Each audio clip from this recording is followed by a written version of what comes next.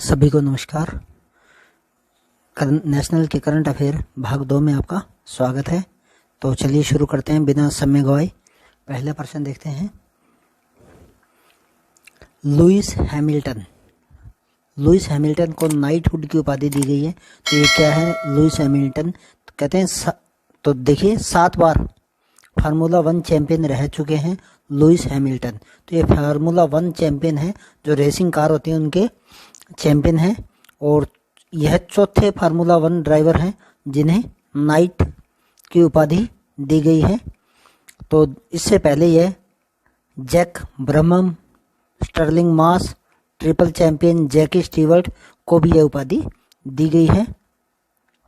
Knighthood एक British राजा या रानी द्वारा किसी क्षेत्र विशिष्ट के भीतर किसी व्यक्ति द्वारा प्राप्त उच्च उपलब्धियों और सेवाओं हेतु दिए जाने वाला एक पुरस्कार और उपाधि है नाइटहुड। तो कहाँ दी जाती है? ये यूनाइटेड किंगडम में दी जाती है, इंग्लैंड में राजा या रानी के द्वारा दी जाती है, और फार्मूला 1 रेस चैंपियन है लुइस हैमिल्टन।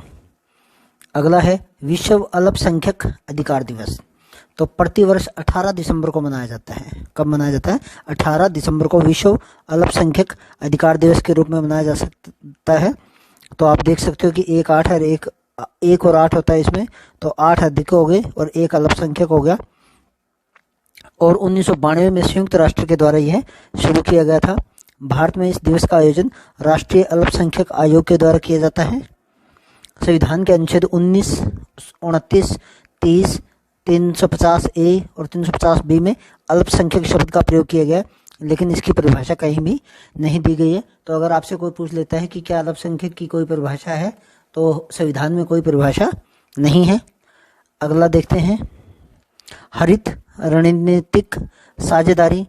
सितंबर 2020 में भारत और डेनमार्क के बीच के प्रधानमंत्रियों की अध्यक्षता में दूरगामी लक्ष्यों वाली हरित रणनीतिक साझेदारी ग्रीन स्ट्रेटेजिक पार्टनरशिप के रूप में नए युग की शुरुआत की गई है। आर्थिक संबंधों के विकास, हरित विकास और जलवायु परिवर्तन जैसी वैश्विक चुनौतियों के सहयोग पर केंद्रित है। इसका उद्देश्य वायु प्रदूषण नियंत्रण लक्ष्य है।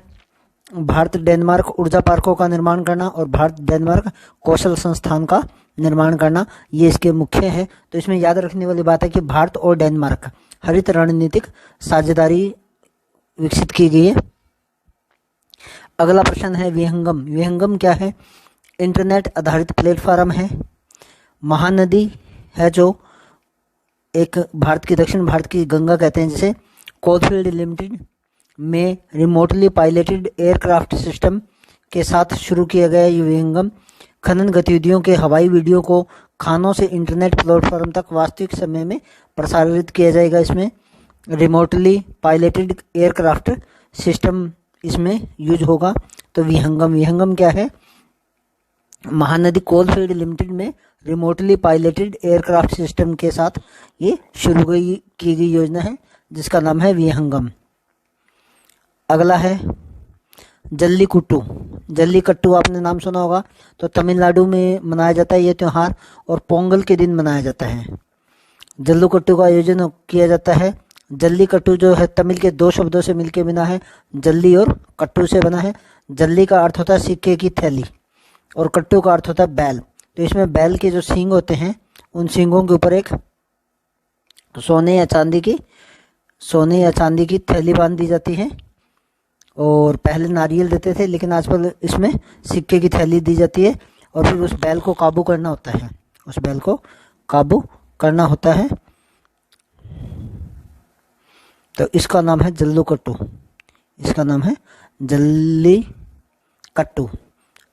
अगला देखते हैं कंबाला क्या है? कंबाला कीचड़ और मिट्टी से भरे धान के खेतों में एक पारंपरिक भैंस दौड़ है। कंबाला क्या है? भैंस की दौड़ है, जिसका आयोजन आमतौर पर नवंबर से मार्च माह तक तटीय कर्नाटक में किया जाता है। तो कंबाला कहाँ का, कैसे कंबाला और कैसे कर्नाटक में किया जाता है? भगवान शिव के अवतार भगवान कादरी मंजुनाथ को समर्पित है ये त्यौहार, और इसके जो अन्य नाम है वो है देवारा कंबाला, कादरी कंबाला और रासो कंबाला, ये इसके नाम है। तो कंबाला के बारे में भी आपको पता होना चाहिए। भैंसों की दौड़ होती है। और इसमें बताते हैं कि इस भैंस की दौड़ में जो दौड़क होते हैं, दौड़ने वाले होते हैं, वो कई बार तो उसेन बोल्ट का भी रिकॉर्ड तोड़ देते हैं, इतना तेज दौड़ते हैं। उसेन बोल्ट का भी रिकॉर्ड तोड़ चुके हैं।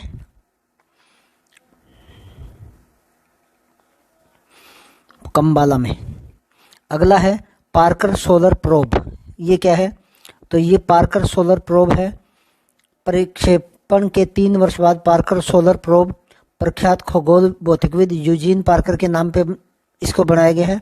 नासा का ये स्पेस अभियान है और इसने सूर्य की ऊपरी वायुमंडलीय जो परत है, किरीट या कोरोना कहते हैं जिसे, वहां तक पहुंचने वाला पहला यह सिस्टम बन गया है। और फ्लोरिडा स्थित नासा के जो कैप कैनेडी स्पेस सेंटर है से डेल्टा 4 रॉकेट के द्वारा 2018 में लॉन्च किया गया था। तो आपसे ये पूछा जा सकता है कि सूर्य की सतह को छूने वाले अंतरिक्ष उपग्रह का क्या नाम है? तो इसका नाम है पार्कर सोलर प्रोब। और इसका नाम पार्कर सोलर प्रोब क्यों है? क्योंकि ये यूजीन पार्कर के नाम पे इसका नाम रखा गया है और इसने जो बाहरी परत है किरीट या कोरोना उसको टच किया है। अगला देखिए, जैतापुर परमाणु रिएक्टर महाराष्ट्र। तो ये जैतापुर परमाणु रिएक्टर है, ये अभी इसकी अनुमति दी गई है भारत सरकार के द्वारा। तो पूछा जा सकता है कि जैतापुर परमाणु रिएक्टर कहाँ है? तो इसके अंदर 6 परमाणु ऊर्जा रिएक्टर है और प्रत्येक की क्षमता 1650 मेगावाट है और इसके लिए मंजूरी दे दी गई है।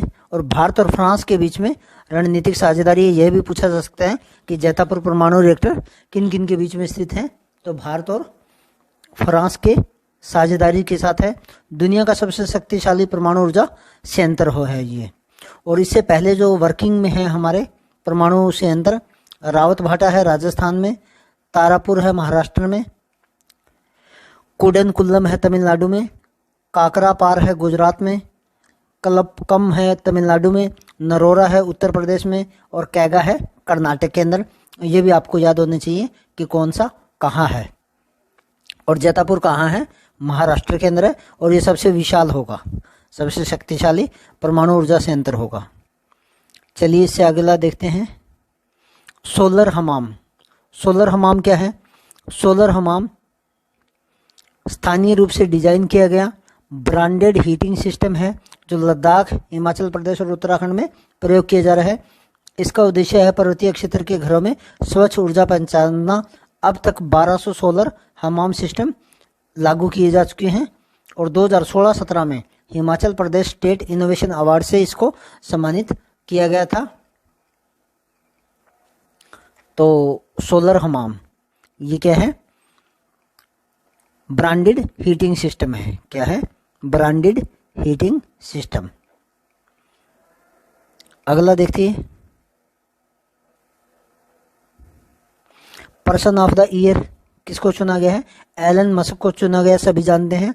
टेस्ला और स्पेसएक्स के मुख्य कार्यकारी अधिकारी हैं एलन मस्क को पर्सन ऑफ द ईयर चुना गया है टाइम पत्रिका के द्वारा। दक्षिण अफ्रीका के प्रिटोरिया में इनका जन्म हुआ था। एलन मस्क पीएचडी उम्मीदवार के रूप में स्टैनफोर्ड विश्वविद्यालय में शामिल होने के लिए अमेरिका गए, लेकिन जल्दी उन्होंने पीएचडी छोड़ दी।